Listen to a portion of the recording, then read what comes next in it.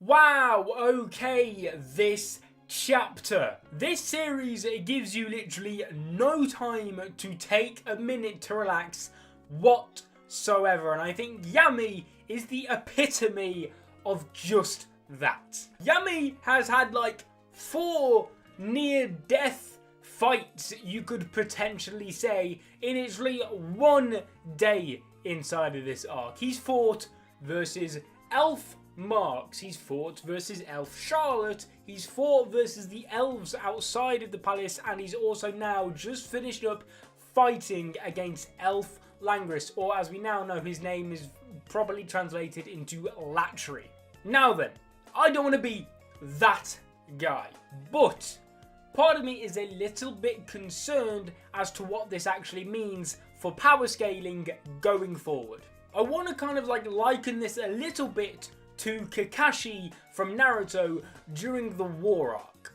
In Naruto, Kakashi was stated to only be able to use his Mangekyou Sharingan, I believe, like a maximum of like 2 times per day. I want to say something like that. Yet, once we got to the war arc with no kind of like explanation or anything about it, literally like every time man's on the screen, he's got some fancy pattern going on in his eye.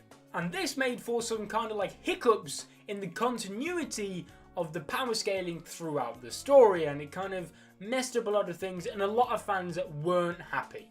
I understand that there is a bit of a difference with Yami, and that is that Yami has no set limitations in place like Kakashi did, you know. It's not like we've been told, or at least not to my knowledge anyway, that Yami can only use like Dark Dimension / like 2 times a day. We've not had anything like that. So at the moment, he has nothing holding him back like what Kakashi had. But I still wanted to highlight this because now we've kind of been set an expected level of power from Yami. So if like later on down the line, he's struggling against one enemy, and if this like enemy is nothing crazy much stronger than like what he's fighting at the minute, it's not going to really make much sense, because if he can fight against 4 super strong elves in 1 day, then he's not got many excuses going forward unless he comes against some super strong bad guy. And now that's when I start to get a little bit worried, because a lot of shonens, a lot of the big shonens, even some of the best shonens, Dragon Ball, Naruto, you know, all of these, they kind of struggle from the same kind of fate where there's one bad guy, he's super strong, bang, he loses. Oh, now we have to introduce an even stronger bad guy, and it just keeps going on and on and on to the point where it's just kind of like stupid.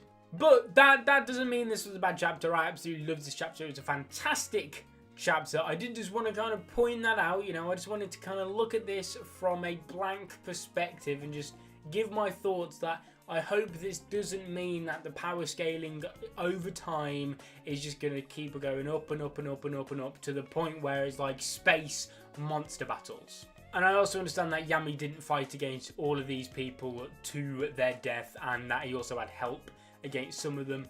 But, you know, I just feel as though my point still has a fair bit of truth to it.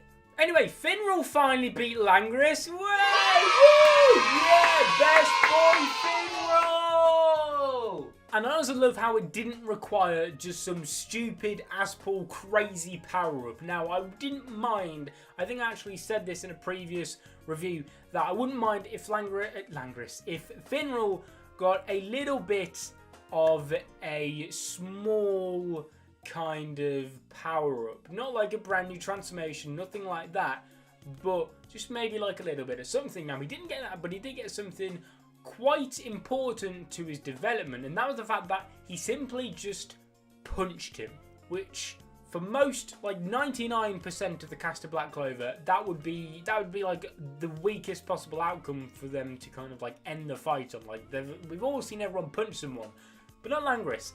This punch, especially on Langris of all people, was some really good development for his character, because he never really had the courage to do that before, and to see him just kind of no hesitation straight up punch his brother and then just both of them be knocked out afterwards. Again, all I can say, 3 words: best boy Finral. So we finally learned some more elf names. Like I said before, Ratri now has been fixed to Latri. That I believe is his proper translation. And also we saw a bit of Gauche. Now Gauche, fun fact, Gauche is, I believe, left in French. And it turns out his elf name, which is Droite, I don't know how you pronounce it, but that's actually right in French. So, you know, just... does that really mean anything? Not at all. But is it some little cool trivia for you guys? Yes, it is. Finally, the elves are trying to get to the final point of their plan. They're going after the final magic stone so that they can be fully reincarnated and live their lives in peace.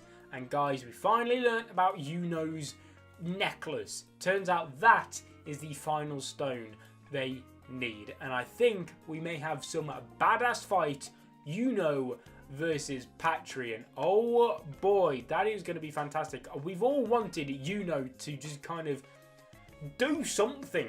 He needs way more screen time. It's not even funny. So if Yuno can get the big bad climactic fight against the big guy, whew.